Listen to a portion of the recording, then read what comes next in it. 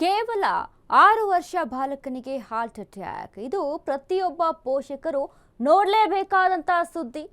ಕೇವಲ 6 ವರ್ಷ ಪುಟ್ಟ ಬಾಲಕನಿಗೆ ಹಾರ್ಟ್ ಅಟ್ಯಾಕ್ ಆಗಿರುವಂತದ್ದು ಪ್ರತಿಯೊಬ್ಬ ಪೇರೆಂಟ್ಸ್ ನೋಡಲೇಬೇಕಾದಂತ ಸ್ಟೋರಿ ಇದು. 1ನೇ ತರಗತಿ ವಿದ್ಯಾರ್ಥಿ ಹೃದಯಾಘಾತದಿಂದ ಸಾವನ್ನಪ್ಪಿದ್ದಾರೆ. ಚಿಕ್ಕ ಮಗು 6 ವರ್ಷದ ಬಾಲಕನಿಗೆ ಹಾರ್ಟ್ ಅಟ್ಯಾಕ್. ಶಿವಮೊಗ್ಗ ಜಿಲ್ಲೆಯ ಹಾಳಸಸಿ ಗ್ರಾಮದಲ್ಲಿ ನಡೆದಂತಹ ಘಟನೆ ಇದು. ಪ್ರಾಥಮಿಕ ಶಾಲೆಯಲ್ಲಿ 1ನೇ ತರಗತಿ ಓದುತ್ತಿದ್ದ ವಿದ್ಯಾರ್ಥಿ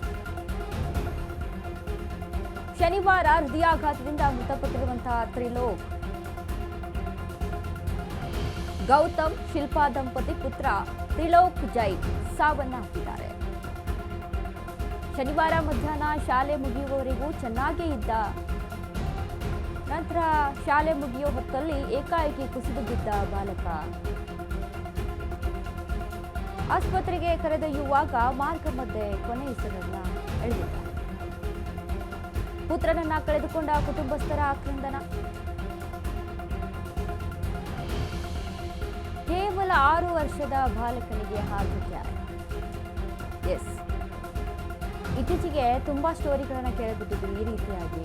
ಅಂದ್ರೆ 6 ವರ್ಷ ಆಗಿರ್ಬೋದು ಅಥವಾ ಚಿಕ್ಕ ಚಿಕ್ಕ ಮಕ್ಕಳಿಗೆ ಹಾರ್ಟ್ ಅಟ್ಯಾಕ್ ಆಗುವಂಥದ್ದಾಗಿರ್ಬೋದು, ಆಗಿನ ಜೀವನ ಶೈಲಿ ಆಗಿರ್ಬೋದು, ಅಥವಾ ಲೈಫ್ ಸ್ಟೈಲ್ ಯಾವ ರೀತಿಯಾಗಿದೆ, ಯಾವ ರೀತಿಯಾಗಿ ಮುಂದುವರಿತಾ ಇದೆ, ನಾವು ಅನುಸರಿಸುವಂಥ ಒಂದಿಷ್ಟು ಕ್ರಮಗಳಾಗಿರ್ಬೋದು, ಇವೆಲ್ಲವೂ ಕೂಡ 6 ವರ್ಷ 1ನೇ ತರಗತಿ ಓದ್ತಾ ಇದ್ದಂಥ ತ್ರಿಲೋಕ್ ಶನಿವಾರ ಹೃದಯಾಘಾತದಿಂದ ಮೃತಪಟ್ಟಿರುವಂಥದ್ದು. ಅವರ ಪೇರೆಂಟ್ಸ್ ಗೌತಮ್ ಮತ್ತು ಶಿಲ್ಪಾ ದಂಪತಿ ಪುತ್ರ ತ್ರಿಲೋಕ್. ಎಸ್, 6 ವರ್ಷದ ಬಾಲಕ. ಶಿವಮೊಗ್ಗದಲ್ಲಿ ನಡೆದಿರುವಂತಹ ಘಟನೆ. 6 ವರ್ಷದವರಿಗೆ, ಚಿಕ್ಕ ಚಿಕ್ಕ ಮಕ್ಕಳಿಗೆ ನಾವು ಅಂದರೆ ಹೇಳ್ತಾ ಇರ್ತೀವಿ ಯಾಕೆ ಹಾರ್ಟ್ ಅಟ್ಯಾಕ್ ಆಗುತ್ತೆ ಅಂತ. ಅಂದರೆ ತುಂಬ ಆಯಿಲಿ ಫುಡ್, ಜಂಕ್ ಫುಡ್ಡನ್ನು ಜಾಸ್ತಿ ತಿಂದುಬಿಟ್ರೆ, ಕೊಲೆಸ್ಟ್ರಾಲ್ ಜಾಸ್ತಿ ಆಗಿಬಿಟ್ರೆ, ಅಥವಾ ಇನ್ನಿತರ ಆರೋಗ್ಯ ಸಂಬಂಧಿತ ಕಾಯಿಲೆಗಳು ಈ ಜಾಸ್ತಿ ವಯಸ್ಕರಿಗೆ ವಯಸ್ಸಾದ ಹೆಚ್ಚಾಗಿ ಬರುವಂಥದ್ದು. ಈ ರೀತಿಯಾಗಿ ನಾವು ಮಾತಾಡ್ಕೊಳ್ತಾ ಇರ್ತೀವಿ.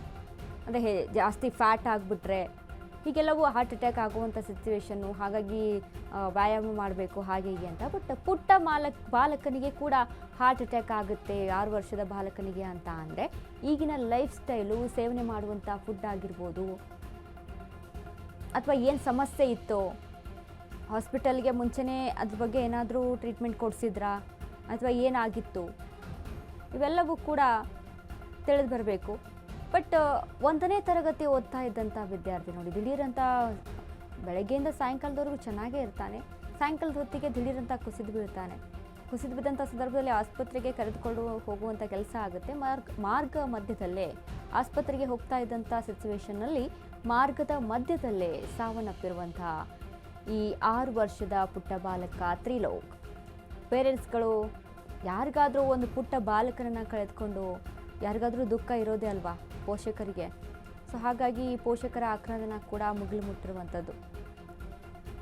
ಇನ್ನು ಅದೇ ನಾವು ಗಮನಿಸಬೇಕು, ಮಕ್ಕಳ ಲೈಫ್ ಸ್ಟೈಲನ್ನು ನಾವು ಯಾವ ರೀತಿಯಾಗಿ ಕೊಡಬೇಕಾಗುತ್ತೆ, ಇನ್ನು ಅವರಿಗೆ ಯಾವ ರೀತಿಯಾದಂಥ ಆಹಾರ ಪದ್ಧತಿಯನ್ನು ಕೊಡಬೇಕಾಗುತ್ತೆ.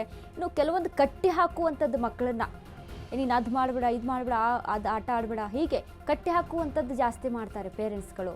ಆ ರೀತಿಯಾಗಿ ಮಾಡ್ಲಿಕ್ಕೆ ಹೋಗ್ಬೇಡಿ. ಅವರು ಫ್ರೀಯಾಗಿ, ಈಗ ನಾವು ಹಿಂದಿನ ಕಾಲದಲ್ಲಿ ಗಮನಿಸಿ ನೋಡಿದಾಗ ಆಗಿಂದ ಕೂಡ ಮಕ್ಕಳು ಯಾವ ರೀತಿಯಾಗಿ ಅವರ ಲೈಫ್ ಸ್ಟೈಲ್ ಇತ್ತು. ಬೆಳಗ್ಗೆ ಆಯ್ತಂದರೆ ಸಾಕು ಎದ್ದು ಆಟ ಆಡೋಕ್ಕೆ ಅಂತ ಹೋಗ್ಬಿಡ್ತಿದೆ. ಬಟ್ ಈಗ ಹಂಗಾಗುವಂಥ ಸಿಚುವೇಶನ್ ಇಲ್ಲ.